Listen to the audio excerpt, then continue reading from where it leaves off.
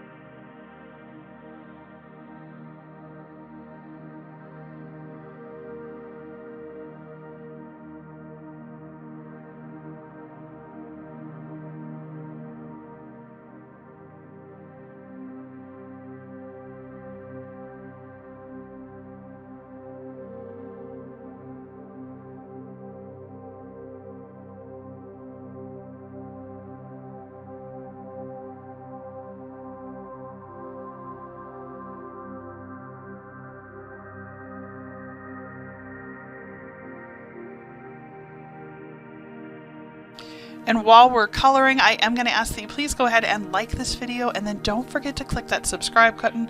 It costs nothing, and anytime I upload a video, get notification when you're on YouTube that we have something new available for you to watch. And again, my channel, it's a lot. It's a creative adventures, is just what I call it. I can do anything from sharing my stamp business, sharing my art, drawing. We do adventures that are a ton of fun, and recently I've been adding quite a few videos on Canva. I use it a lot for my social media for my stamp company, and a lot of people have asked me how I do some of that, and so I've put together some beginner tutorials, and then I'm going to add some advanced stuff as well.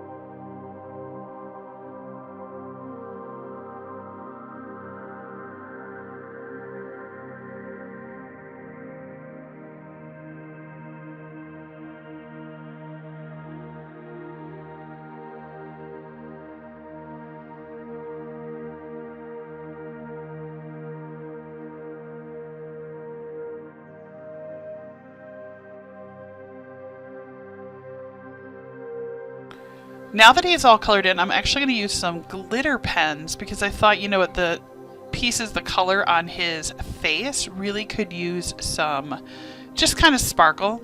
And I think I'm also going to use the glitter pens on his coat and to help kind of just enhance the drawing just a little bit more, because I feel like it needs just a little bit more.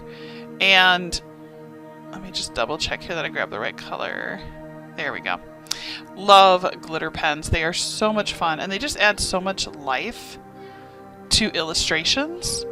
So I think this is going to make it sort of pop and just have a little extra special something. And I love this. This is so adorable.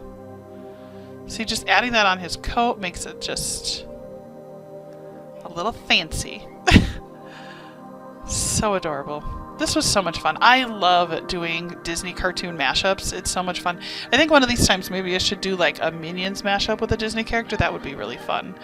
But I would love to hear from you. I mean, what ideas do you have? What should I draw as a mashup next? Go ahead and comment down below because I would love to hear from you.